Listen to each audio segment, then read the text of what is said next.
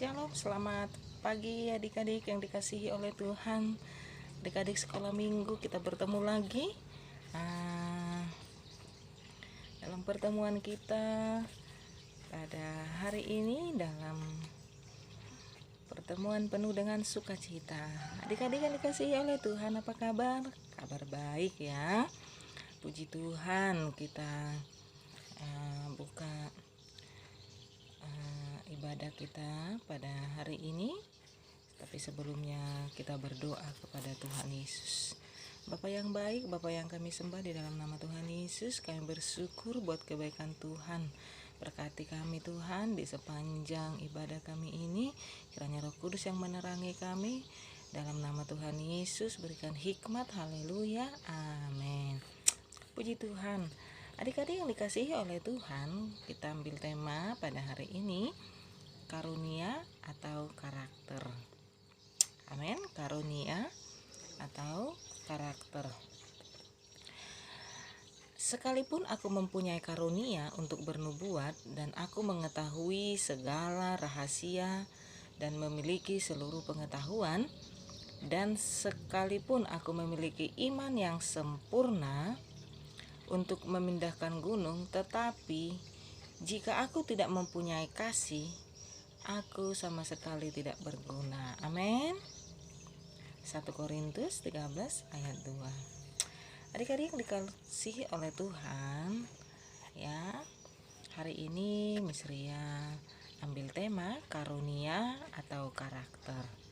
Seorang pengkhotbah yang memiliki karunia kesembuhan, ya, sedang berkhotbah di sebuah stadion yang sangat besar.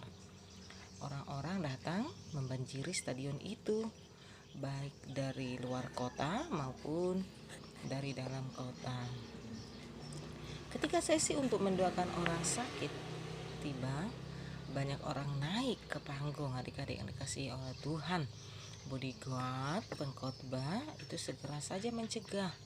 Karena ada orang yang nekat naik, bodyguard itu ikut naik. Tiba-tiba pengkhotbah memandang bodyguard itu dan berkata, "Kamu turun, tempat itu kudus." Seorang aktivitas gereja yang menyaksikan peristiwa itu shock. Masa pengkhotbah memperlakukan anak buahnya sekasar itu?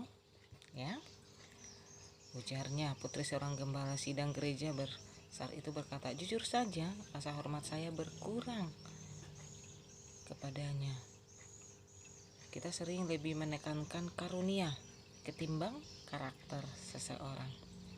Karunia memang penting adik-adik yang dikasihi oleh Tuhan, tetapi karunia yang tidak disertai karakter yang baik bukan saja menghambat setiap apa saja berkat yang ada dalam kita, tetapi juga menjadi batu sandungan bagi orang lain. Amin. Adik-adik yang dikasihi oleh Tuhan, Paus mau mengakui kesalahannya dan meminta maaf. Media massa menulis judul "Paus juga manusia". Setelah itu frasa itu menjadi populer. Sebuah majalah populer menurunkan tema utama dengan judul "Selebriti juga manusia". Adik-adik sekolah minggu juga manusia, pendeta juga manusia. Apakah kita juga memakai frase tersebut hanya untuk mensahkan manusia dan tidak terbebas dari kesalahan? Namun, menggunakan ungkapan itu untuk membenarkan kesalahannya jelas salah kaprah.